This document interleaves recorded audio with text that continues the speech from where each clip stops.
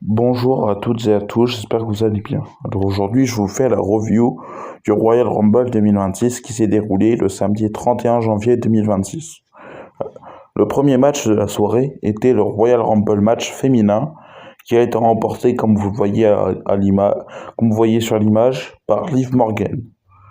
Elle a éliminé Tiffany Stratton en dernière, Tiffany Stratton qui faisait son retour justement après 3 mois d'absence.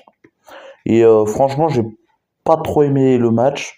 De une, pour les tenues vestimentaires que les catcheuses doivent porter en Arabie Saoudite, puisque les catcheuses n'ont pas le droit de porter leur tenue habituelle.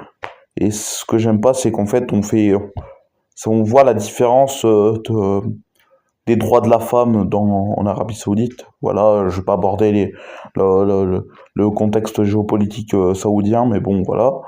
Mais sinon, j'ai pas aimé parce que j'ai trouvé que le match était mou, mais très très mou. Et surtout le retour de Brie Bella qui, qui avait aucune utilité. Je, un retour de Bianca Belair avait plus d'utilité qu'un retour de Brie Bella à un moment, j'ai cru qu'on était en 2015 ou en 2014. Hein. J'ai cru vraiment qu'on remontait 10 ans en arrière avec le retour de Brie Bella, Nikki Bella dans le ring. Ouais, ça fait beaucoup quand même. Natalia, ça fait beaucoup quand même. On n'est plus dans l'époque des divas. Hein. On est dans l'époque on est presque dans une époque où le catch féminin est meilleur que le catch masculin quand même.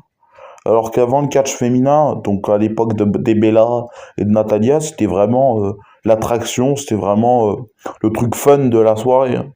Donc franchement, j'ai pas aimé. Sinon, le seul moment que j'ai bien aimé, c'est quand Lash Legend, elle a éliminé les Bella. Voilà. Voilà. Après, je passe au deuxième match de la soirée, qui était le match entre AJ Styles et Gunther, où si AJ Styles perdait le match, il devait prendre sa retraite. Mais une retraite entre guillemets, je vous dirai pourquoi. Après, ce match était bof. C'était une copie conforme du match entre Gunther et John Cena le mois dernier à Saturday Night's Main Event. Gunther qui exagère avec sa slipper, mais du coup, AJ Styles a pass out. Et du coup, AJ Styles a dû prendre sa retraite, entre guillemets, des rings. Et pourquoi j'ai entre guillemets? Parce que je pense qu'en fait, il était en fin de contrat avec la WWE et qu'en fait, ils ont pas voulu reprolonger. Du coup, il va finir sa carrière, il va finir l'année et sa carrière dans une autre fédération, comme je pense la New Japan, All Elite Wrestling, la TNA, ou là, moi-même une fédération mexicaine, voilà. Voilà. Sinon, j'enchaîne avec le troisième match de la soirée. Et le troisième match de la soirée était un match pour le titre Undisputed, défendu par le champion actuel Drew McIntyre contre le héros local saoudien Sami Zayn. Alors, ce match, je l'ai bien aimé.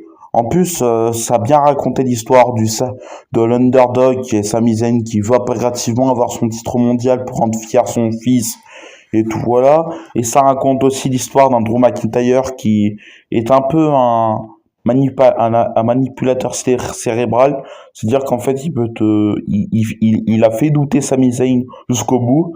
Et même Sami Zayn, il nous l'a rappelé lors de l'épisode de SmackDown de la veille, qu'en fait, il avait une série d'invincibilité pour ses matchs en Arabie Saoudite. Ce qui n'est pas faux, c'est qu'il a remporté un match à Night of Champions en 2023, King of the Ring en 2024 et Night of Champions en 2025. Mais cette série d'invincibilité a, a été heureusement fini par une victoire de Drew McIntyre qui reste champion undisputed et qui conserve et qui continue son règne. Voilà, c'est bien ça. C'est bien. Merci Triple H. Merci Triple H. Merci Enter. Et puis j'enchaîne avec le dernier match de la soirée qui était le main event et qui était le Royal Rumble match masculin. Alors le match, je l'ai super bien aimé. Alors Oba Femi qui rentre en 1 et Braun Breaker qui rentre en 2, je l'ai bien aimé. Et Braun Breaker qui s'est fait attaquer par un homme masqué, franchement, j'ai super bien aimé. Franchement, je crois que c'était Je crois que c'était le moment de la soirée que je m'attendais le moins. Braun Breaker le favori pourtant, Braun Breaker le favori qui se fait sortir en 10 secondes, franchement pas mal. Après, Obafemi, après Obafemi, là, ça a été à la chaîne. Solo Sikoa, Rousseff, Rey Mysterio, Matt Cardona. Puis après, il y a Damien Priest et après, toutes les éliminations à la chaîne, ça s'arrête. Après, il y a eu deux catcheurs de la AAA, qui ont fait une apparition dans le Rumble match, qui sont Mister Iguana et La Parka. Sinon, ce que j'ai bien aimé, le moment un peu drôle du match, c'était quand il y avait les deux El Grande Americano. Donc le nouveau El Grande Americano qui est Ludwig Kaiser et le El Grande Americano original. Même sur le Titantron, c'était marqué The Original El Grande Americano. Chad Gable. Franchement, j'ai bien aimé. Sinon, jusqu'à l'entrée 21, c'était vraiment des catcheurs un peu mid-card et tout. Et à l'entrée 21, c'était le retour de LA Knight, qui faisait son retour après un bon mois d'absence, après s'être fait détruire dans les backstage par The Vision. Sinon après ça s'est enchaîné.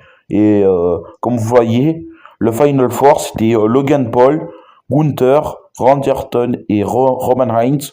Alors Roman Reigns a éliminé Logan Paul, Gunther a éliminé Randy Orton et nous avions enfin notre Final Four, Gunther Roman Reigns, un match qui serait pas mal. Et le Final 2 a été remporté par Roman Reigns. Et Roman Reigns est le vainqueur du Royal Rumble match en 2026, pardon. Et voilà, c'était ma review de Saturday Night's Main Event. Sinon, j'ai bien aimé le show, je vous le dis que j'ai bien aimé le show. Voilà. Sinon, n'hésitez pas à vous abonner, à liker, à commenter, à booster ma vidéo sur les mobiles. Et sinon, je vous dis à une prochaine vidéo. Portez-vous bien. Bye.